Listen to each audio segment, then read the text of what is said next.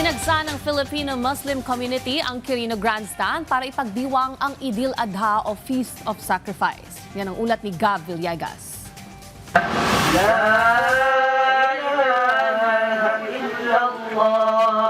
Libo-libong miyembro ng Islamic community ang nagtipon sa Quirino Grandstand sa Maynila para sa pagdiriwang ng Idil Adha o Feast of Sacrifice. Pinangunahan ni Ustadz Maulana Muhammad Ilyas Alawi ang Eid Salah o Congregational Prayer na sinundan ng khutbah o sermon. Ang Idil Adha ay isa sa dalawang pangunahing okasyon sa Islam na idinaraos tuwing ikasampu ng Dhul Hijjah sa Islamic calendar. Ginugunita rito ang pagsasakripisyo ni Propeta Ibrahim sa kanyang anak bilang tanda ng pagsunod sa Allah.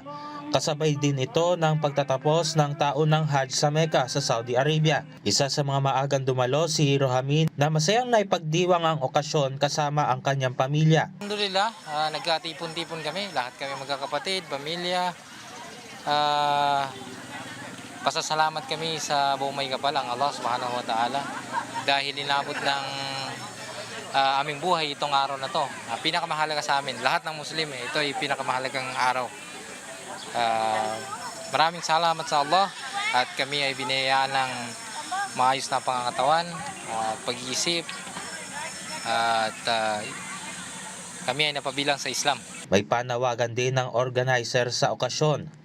Po ay nananawagan sa lahat, una sa lahat dito sa Pilipinas ay isa ang pinagmula natin, Muslim man o non-Muslim, dapat magmahalan tayo. Tayo po ay one nation, one love, one nation, one love, one ummah, dapat ay magmahalan tayo.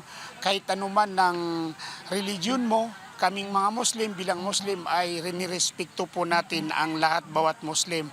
Ay importante yung mga ugali natin, yung hindi nag-uusap na matagal na dapat mag-uusap na, magpatawad sa lahat dahil kanina yung nag-lead prayer, kailangan i-control natin yung dila natin, sinabi niya, dahil ang nakakasira sa buhay bawat tao yung dila pag hindi makontrol. Kaya tayo ay magbibigyan, magmahalan sa isa't isa at mag-uusap ang hindi mag-uusap. Nagpaabot din ng mensahe si Pangulong Ferdinand R. Marcos Jr. para sa Idil Adha. Binigyan diin ng Pangulo ang kahalagahan ang kwento ni Propeta Ibrahim bilang paalala sa matatag na pananampalataya, pagsunod sa kalooban ng Allah at pagtitiwala sa mas mataas na layunin. Anya, sa pamamagitan ng pagiging mapagbigay ay nagkakaroon ng pagkakaunawaan at pagkakaisa. Hinihikayat din niya ang lahat na isabuhay ang diwa ng Idil Adha sa pagtulong at pagmamalasakit para sa mas mapagkalinga at inklusibong bagong Pilipinas. Gab Humilde Villegas para sa Pambansang TV sa Bagong Pilipinas.